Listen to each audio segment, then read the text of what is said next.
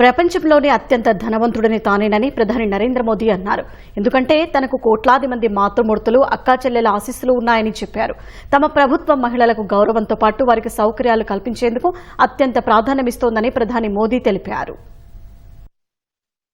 గత 10 ఏళ్లలో మహిళల భద్రతకు అత్యంత ప్రాధాన్యం ఇచ్చినట్లు ప్రధాని నరేంద్ర మోదీ తెలిపారు. అత్యాచారం వంటి ఘోరమైన నేరాలకు పాల్పడిన వారికి ఉరిశిక్ష విధించేందుకు వీలుగా చట్ట సవరణ చేసినట్లు చెప్పారు. గుజరాత్ పర్యటనలో ఉన్న ప్రధాని అంతర్జాతీయ మహిళా దినోత్సవం సందర్భంగా నవసారి జిల్లా వన్సిబోర్సి గ్రామంలో లఖ్పతి దీదీ పథకం లబ్దిదారులతో ఏర్పాటు చేసిన భారీ సభలో పాల్గొన్నారు.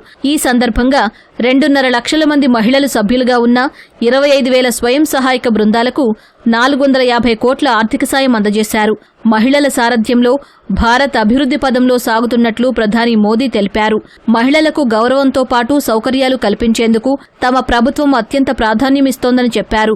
గ్రామీణ మహిళలకు మరింత సాధికారత కల్పించాల్సిన అవసరం ఉందన్నారు.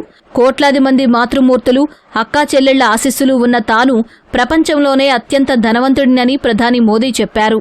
राजनीति का मैदान हो या खेल का मैदान, न्यायपालिका हो या फिर पुलिस, देश के हर सेक्टर में महिलाओं का परचम लहरा रहा। 2014 के बाद से देश के महत्वपूर्ण पदों पर महिलाओं की भागीदारी बहुत तेजी से बढ़ी है। 2014 के बाद ही केंद्र सरकार में सबसे ज्यादा महिला मंत्री बनी।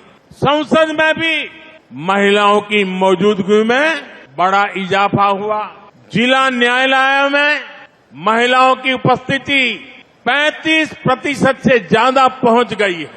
कई राज्यों में सिविल जज के तौर पर नई भर्तियों में 50% या उससे ज्यादा हमारी बेटियां ही चुनकर आई है।